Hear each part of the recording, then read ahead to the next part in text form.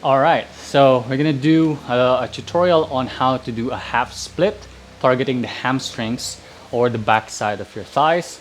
First, finding yourself in a kneeling position. See if you can find your legs squared up. So knees and toes pointing forward. Yeah, and try to keep your hips as open as possible, tall and upright posture, and facing forward. All right. I have my two blocks here for support, especially like somebody like me who has shorter arms or longer torso. I need some support to lengthen and reach the ground. So you're going to pick a working leg. So let's start with the left leg. I'm gonna try to keep my body on top of my hips or my knees. We don't want to lean back or lean forward and creating a forward lean on our hips. We want it nice and neutral and focusing really on the extended leg or this hamstring here. Okay, you might want to keep your feet all also facing forward. We don't want to open up to the side or crossing the body.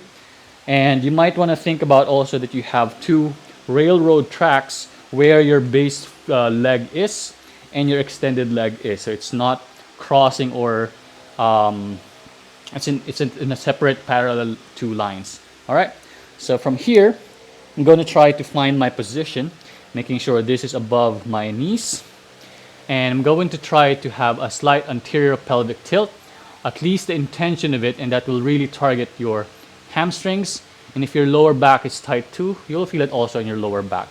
So find a height on your blocks that you can really feel supported, that you don't feel like you're dumping everything down. And try to keep a nice tall posture, elevating or elongating from the crown of your head, reaching up. And as you reach down, you want to exhale, imagining that you're lengthening towards that direction, and then lifting back up. Take a deep inhale, exhale, reach forward. Now I'm trying to also suck my femur or my bone towards my hip socket, pulling it backwards so that I can keep it locked. Maybe squeezing the quads as well to facilitate the stretch on the hamstring. And if you want more, you can even flex the foot or dorsiflex, toes coming towards your face. So you can have a little bit more stretch here, including the calves muscle.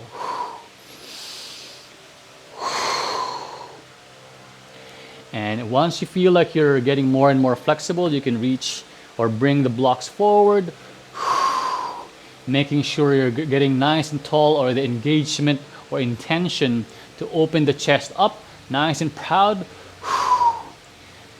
Well, you also want to try to keep a neutral spine. You don't want to arch too much or round the body. Here you don't feel anything anymore. It's not about the depth. It's actually going for the feeling of the stretch on the hamstrings.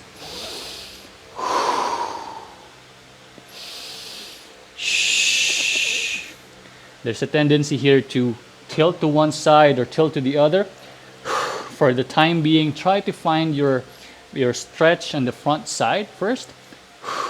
And if you want more, you can always play around and see if there's any more movement that you can have a different kind of a sensation of the stretch. And then eventually you can hang out here and hold, pulling my leg bone towards my hip socket. I'm starting to round here, but I'm actually trying to reach also forward, or I'm bringing my face or chin or chest towards my shin bone here, feeling the stretch, squeezing, and slowly walking back up and retracting and doing it on the other side. That's it for your half split stretch. I'll see you in the next part.